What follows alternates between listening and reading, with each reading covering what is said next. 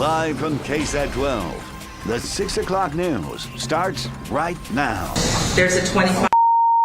Come on.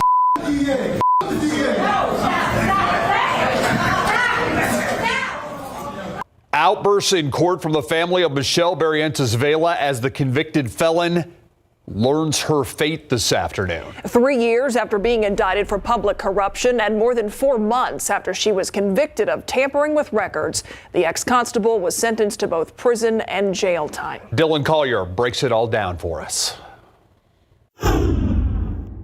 It was only fitting that the snarkiness that defined much of Michelle Barrientos Vela's trial was on full display during the final moments of her sentencing. Again, that's a compound question. You're asking two different things. On the first, I'm not objecting. Precinct 2 Judge Roberto Vasquez, who shared a building with the ex-constable, was the final witness. He described Barrientos Vela as all over the place, engaging in conversations that were nonsensical. It would continue a pattern, even from her own defense, of characterizing the former public official as being in over her head, not fit for the job of leading a law enforcement agency. The pitchforks are out because they feel like she needed to be knocked down a peg. And she has been. She has been humbled. She has been humiliated. She has now been convicted. The prosecution concluded its closing remarks by asking for a 6-year prison sentence. I have the words public corruption and Michelle Vela up there. This was a public corruption trial. We presented evidence of public corruption. We presented evidence of public corruption within the punishment phase. Those words are now synonymous. After examining the evidence one final time during lunch, Judge Velia Mesa handed down a sentence of 5 years probation, 90 days in jail, and 600 hours of community service. Barrientos Vela, who now works at her husband's used car dealership, can never work as a peace officer in the state of Texas again. We're satisfied and happy in the sense that with the verdict as it was, the only thing that the best outcome for us would be probation. And it should be noted that District Attorney Joe Gonzalez was in the courtroom and just feet away as one of her sons lunged towards the front of that courtroom. Barrientos Vela's attorneys have called this a tainted verdict and think she has a pretty good shot of getting the convictions overturned on appeal. She can remain free and does not have to serve that 90-day sentence while that appeal is ongoing. Dylan Collier, KSAT 12 News. Thank you, Dylan. 2 fugitives refused to stop for Bexar County Sheriff's deputies, going as far as ramming into a sheriff's patrol unit to try to get away. It didn't happen, though. 21-year-old Jorge Jimenez Santos and 25-year-old Stephanie Rosales taken into custody after leading deputies on a chase yesterday. Both initially wanted on federal warrants. They're now facing additional charges after deputies find more than 3 pounds of meth, along with cocaine, marijuana, all with a street value of more than $43,000. 2 Glocks, an AR-styled pistol, and more than $8,000 in cash, also in the suspect's vehicle. Rosales and Jimenez Santos are facing multiple charges, including conspiracy to possess with intent to distribute 500 grams or more of methamphetamine. San Antonio police are looking for a suspect they say robbed a man and nearly killed him in the process, shooting him and leaving him in critical condition. As Katrina Weber reports, it happened just as a night out for that man was winding down. It's just past closing time at Mustang Sally's, but San Antonio police are only beginning to open an investigation. They say a 33-year-old man walked into the bar a little after 2 this morning, asking for help after being shot outside. As paramedics rushed him to a hospital, investigators took their time looking for evidence and the shooter. They believe the victim was shot during a robbery. I spoke to a worker who was inside at the time, and he says the shooting happened right back here by this garbage dumpster. In fact, he says the whole thing was captured on surveillance cameras. The video has been turned over to police, but the worker says he got a good look at it. And the camera showed the gunman ripping a watch off the victim, then shooting him and running away.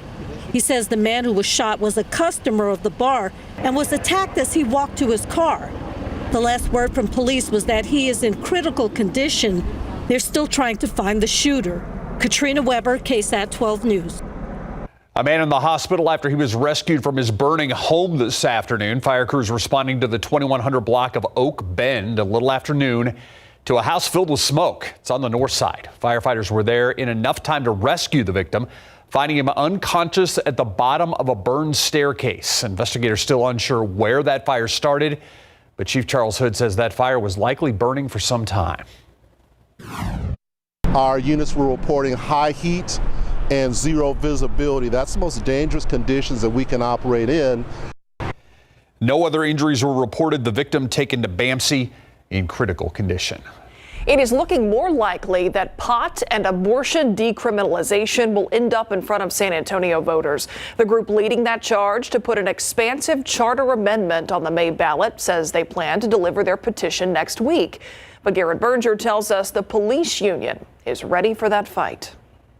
So if we get enough petition signatures, this will be on the May ballot. It's one more signature to pad the 20,000 needed to get the so-called San Antonio Justice Charter in front of San Antonio voters. We have over 33,000 total currently. Marijuana and abortion are center stage in the initiative. Honestly, 2/3 of the folks that have signed for us are women. But it's more than that, including setting in stone and in some cases even expanding existing policies on no-knock warrants, chokeholds, and cite and release, plus creating a justice director position. There's 13 pages of changes to this charter amendment, but the pitch for the petition is pretty quick. Would you like to sign a petition to get the decriminalization of marijuana on the ballot so people aren't arrested for possessing low-level amounts?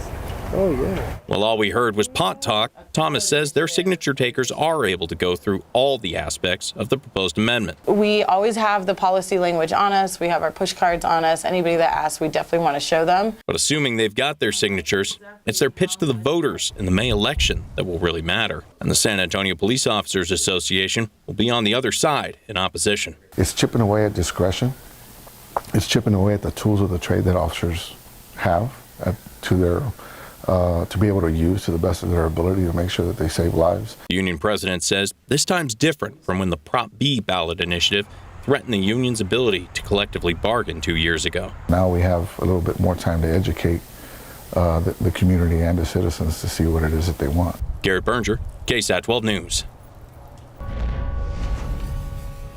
Catholics around the world mourning the loss of Pope Emeritus Benedict XVI, who passed away on New Year's Eve. As the funeral mass prepares to get underway tomorrow in Rome, a lot of people here in San Antonio are feeling that loss as well. A special mass in remembrance and honor of Pope Benedict held today at San Fernando Cathedral. Jonathan Cotto spoke with the Archbishop of San Antonio about the late pontiff. Well, as we all know, Pope Benedict has passed away, and that marks an end of a period in the church. Today, the Archdiocese of San Antonio holding a memorial mass for the former head of the Catholic Church, Pope Emeritus Benedict XVI. So today, what we are going to celebrate here is a mass to honor him, to honor his legacy. In attendance, 20 bishops from Texas, Oklahoma, and Arkansas. Garcia Sierra says they will remember Pope Benedict for his many accomplishments, but more importantly, his dedication to the doctrine of the faith. A man of prayer, a man of a very solid understanding of the faith. In 2013, Pope Emeritus becoming the first pontiff to resign from office in 600 years. Garcia Sierra says he was an introverted man with many qualities. One of them, humility. A man of God who knew that he couldn't handle anymore what was going on in the Universal Church, and particularly in the Vatican. And he was humble enough to say, I can't. In the Pope's passing, Gustavo Sierra remembering a very personal and important gift from Pope Benedict himself. He gave me the pallium, a wool vestment worn around the shoulders given to just archbishops and cardinals. He is the one who placed it on me, and so we have a very, very beautiful moment. And the homily that day was about his vocation. So I always treasure that moment. Jonathan Cotto, KSAT 12 News. Take a look at traffic out there right now. We're going to take you to I-35 at Brooklyn. That's where the camera here is. Look at the upper levels. The traffic coming towards the camera, a little slow going because of an accident that just cleared there as this traffic is approaching the I-10, I-35 interchange. But other than that, no real big tie-ups to tell you about. Traffic going the other way, slow going as it merges onto 281 and 37. New at 6, appealing to the growing number of people living in and around downtown. There are several outdoor venues in the works for people to eat and drink on the Near East Side. Jesse Degollado tells us what that could mean to those who were already there, who are experiencing homelessness. What had been a vacant lot 2 years ago became one of the first outdoor dining and drinking venues on the Near East Side. We had the ability to come in here and really transform the space to make this beautiful skyline pop. Following its lead, now others are popping up just east of downtown. A triple-decker food park is supposed to be going up here soon, while across the street, another spot is already in the works. It'll be the Brooklyn Bar with its own food truck. A lot of neat things are coming to the east side, and we're just happy to be a part of it. Yet below the historic Hayes Street Bridge nearby are men and women experiencing homelessness who've been recently cleared out from beneath I-37. One of them is Ashley. They don't want us here, and they don't want us there, they don't want us nowhere. With more businesses in the area, she worries they'll be moved again, maybe away from the nonprofits providing them food and showers. You know, we're not out here to hurt nobody. We're not out here to ruin their businesses or steal from them. They don't so much bother us. It's sad to see them. But the new bar owner says that won't change his plans. We want to coexist with them. It was challenging for Sky Bar before SAPD cleared a camp that was across the street. But since then, you got to give them the benefit of the doubt, and you have to treat them with respect. Nonprofits like Christian Assistance Ministry say they're eager to teach new business owners about the community they serve. How do you treat somebody with dignity and respect, but also protect your own property? And these are people just like us, and when you build that relationship with them, it makes the coexisting a lot easier. We can all make it together if, you know, they give a little, we give a little, you know? On the Near East Side, Jesse Degollado, KSAT 12 News. All right, let's take a live look outside with live cam right now, 70 degrees, and this is a very nice Wednesday. It is, and you know, then I remind myself we need the rain, and there is one opportunity. I know there's one opportunity in the 7-day forecast. 70 degrees right now, but very dry air in place. When you look at the relative humidity, so the air is holding 18% of the moisture that it can at 70 degrees. Dry air. I mean, dew point at 25 right now, temperature of 70 right now for the most part. 60s in the hill country, low 70s elsewhere. 69 Bend Air and Comfort, 72 Converse, and we're also 73 Divine and Pleasanton. Temperatures falling off quickly this evening. Good radiational cooling, clear sky, calming wind, low humidity. So by 10 o'clock, we're at 54. And midnight, we're at 52 degrees. Tomorrow morning, you'll feel the chill in the air. Big temperature spread again. We'll talk about that, what to prepare for, and when it's going to get a little damp, drizzly, along with our next chance of rain in just a few minutes. Welcome back. I'm Stefania Jimenez, and here's what we're working on for you tonight on the Night Beat. Protecting the public from the sky. Law enforcement is turning to drones increasingly for policing. That includes smaller departments right here in the San Antonio area. And police say that they benefit everyone. Plus, we see that people just retreat inward, and that may not be the very best thing for them. yeah, life goes on, but those left behind after tragedy can really struggle to move forward. The signs of survivor's guilt and how it's affecting one Uvalde student months after losing his friends. We'll see you for those stories and more tonight on The Night Beat. All right, thanks, Stephanie. Let's take a look outside with Sky 12. Holidays are over, but the festive lights are still up, and so are the folks out ice skating in some 70-degree weather. Yeah, I like the lights up. You know what? They're still up at my house, so That's what let's keep it going. Yeah, I've still got them up at my house, too. Let's make it a tradition. I did have somebody tell me that the 6th or something like that, there's some sort of significance to that. Oh, okay. The King's Day. Oh, yes, that's when the Kings arrive. Right. And so that is, you can leave your lights up. So this is why we're leaving our lights up. Got a few days. Yeah. I should plug mine back in, I guess. Yeah. There you go. You were with me yesterday. I was, but it's they're up, but warmer unplugged. out, and I was like, let's start. Yeah. Baby steps. That's the key there. I gotta get myself motivated. First thing is unplug. Give it a few days, then start unwrapping the trees. Cool mornings and warm afternoons. That's the trend we're in. It's going to become damp and drizzly, especially the first part of the weekend.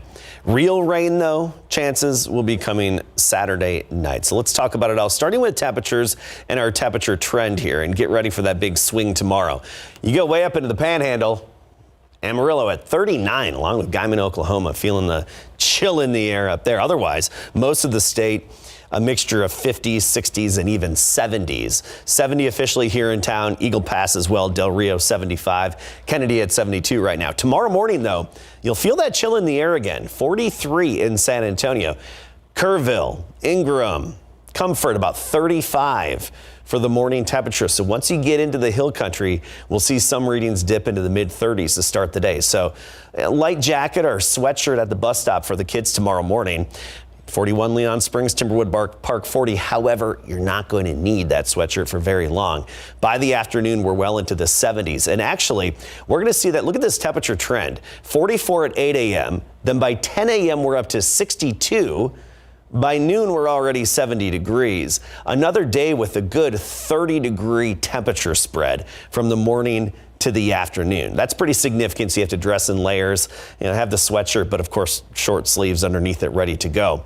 We're going to see this trend a lot with the exception of the weekend. And the weekend, though, that's really the coolest in terms of afternoons. 72 for the high, which is nearly 10 degrees above average. So we're in a trend here where we are above average in terms of our temperatures, and unfortunately below average when it comes to rainfall. Let's talk about it. Here's the big picture.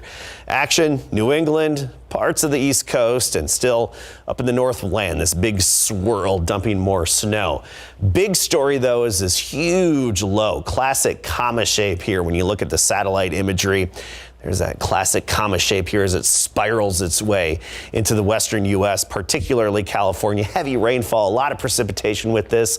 Higher elevation snow, it'll be dumping from this system. Now, we're going to get a little piece of that upper level low that's going to peel off from it. Most of the energy is not going to make it here, but a little bit will help us out and help generate a cold front, which will move through right in the middle part of the weekend. So you go into Saturday afternoon and Saturday evening, we'll have that cold front move through. Here's our future cast. Saturday morning, the humidity's back, drizzle, fog. Everything's going to be damp and just kind of nasty outside with reduced visibility, but not adding up to much. Real rain chances will be coming Saturday evening through Saturday night, but it still looks like the best chances will be east of I-35, and that's where we could have the more significant, more meaningful accumulations closer to the Gulf coastline, and a few thunderstorms as well. So here's a look at those rain chances. Nothing the next few days. Saturday we'll have that dampness and just everything's going to be wet when you wake up, reduced visibility, ground's going to be wet Saturday morning with the drizzle. Then Saturday night, about a 40% chance, especially along and east of I-35. Tomorrow, wall-to-wall sunshine, 44 degrees at 6 a.m. By noon, we're at 70, then a high temperature of 76 degrees by the afternoon hours. We'll hit that about 4 p.m. Notice the morning on Saturday at 62. That is going to be the warmest morning and a clear indication of the humidity back in place, but only briefly. Next week, comfortable, a lot like what we've been experiencing this week, 40s all the way up to 70s every day. Okay, thank you, Adam. Larry wants to know why you're not wearing your jacket. I forgot it at home. See? Yeah. I thought he was pointing at the numbers like this. Look, it's 76. Yeah. 74. Yeah, look, I just worked out. Beach is this way. Yeah. Oh my gosh. Hashtag Metsu lift. All right, so. Hashtag swole. All right, let's get serious now. We're going to talk about an injury that happened in sports. It's become a huge news story and a huge, really medical story at this point. Yeah, and now there's a little different twist to it because a former NFL linebacker who currently works for ESPN is suggesting that T. Higgins is partially to blame for what happened to Damar Hamlin. Well, Hamlin's parents are saying you do not blame T. And Sammy Wagner left high school early to head over to Oregon, where she's now a Duck. Coming up.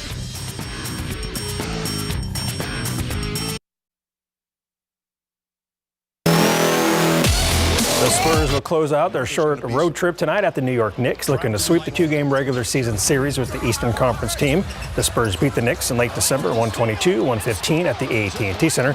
Before the Nets game, Pop said he likes coaching players with a good sense of humor. Now, Keldon was asked how important is that to have in a player-coach relationship. Some people don't really get to see that side of Pop, and we're blessed and fortunate enough to be able to, be coached by Pop, but also, have that off-court relationship where we can joke around and have some good humor with Pop. And I wish more people could experience that because it's definitely special and it's a blessing. 12-win Spurs will play at the 20-win Knicks coming up at 6:30 at Madison Square Garden. Pro football coverage powered by Davis Law Firm. Buffalo Bills 24-year-old safety Damar Hamlin remains in critical condition at the University of Cincinnati Medical Center, but is showing signs of improvement yesterday and overnight, per the Bills. Jordan Rooney, Hamlin's marketing representative and friend, wants to make it clear that Bengals wide receiver T. Higgins is not to blame for what happened to Hamlin. ESPN analyst and former NFL linebacker Bart Scott criticized Higgins, saying he initiated the impact with an illegal hit, lowering his helmet, suggesting Higgins was responsible in some way. Several current NFL players, including Cowboys linebacker Micah Parsons, have blasted Scott for his words. Both of his parents, they're frustrated with backlash towards T. Higgins. T has reached out. T has been supportive. I mean, it was a freak accident. It was nothing that T can control. And, you can't support Damar and critique T in this situation because Damar's family is not looking at it that way at all. Buffalo will host New England, and the Ravens will visit the Bengals this Sunday as originally scheduled. There's still no word on how the NFL will handle the Bills-Bengals game, other than the league saying it won't be resumed this week. In Carter Word, quarterback Lindsey Scott Jr. was named the 2022 FCS ADA Offensive Player of the Year, joining the list of greats such as Trey Lance, Cooper Kupp, and Jimmy Garoppolo. Scott finished the season with 71 touchdowns, that's 60 passing, 11 rushing for 71 total. Scott will be presented the award this Sunday during the FCS National Championship contest. Former Reagan basketball standout Sammy Wagner left San Antonio this morning for the University of Oregon. She graduated high school early and will soon join the Ducks. Sammy says she feels like Oregon is the best fit for her on the court, and academically it checks all the boxes. Her parents are helping her move, but now she won't get to see her family as often. For me, I think what I kind of told my parents recently is it's more of a sad to leave but excited to go type of thing. I'm very close with my family, and so I'm sad to go, but I'm a little nervous to be in a new atmosphere and around new people, but I think it's definitely more excitement. I love the coaching staff and I love the girls there, and I'm just excited for the next chapter. Telling her Reagan teammates her plan was tough to do, but Sammy and her parents felt like the time was now. The ones that understood what I was doing, they understood how amazing of an experience it was. Not only that I was given a scholarship to go play basketball at a great school and a great program, but that they were willing to take me a semester early to just get that much more experience and get ahead on my not only athletic but academic career too. It's not in the plans for Sammy to play for the Ducks this season, but due to transfers and injuries, the Ducks may need her to suit up. And she did say she's going to miss her puppies, including that one right there, named Baby. Yeah, that's what I was going to say. That's hard to leave home. Absolutely. Yeah, thanks, Larry. Well, what should have been a slam dunk has turned into a once-in-a-100-year fight for the speakership. Kevin McCarthy's quest to be the top Republican in the House meeting fierce resistance. The latest on the fight for the gavel. Live from Washington next.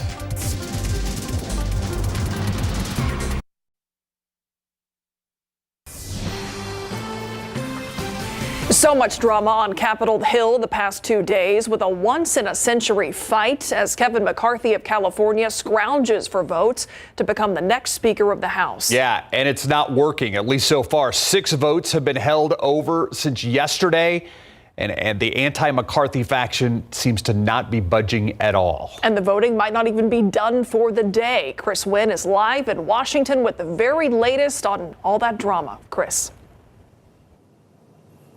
Yeah, Myra and Steve, good evening. It has been a wild day here on Capitol Hill. As you said, Kevin McCarthy has now lost 6 votes in a row amid a rebellion by far-right members of the GOP. And as all of this plays out for the world to see, the United States is currently without a functioning House of Representatives.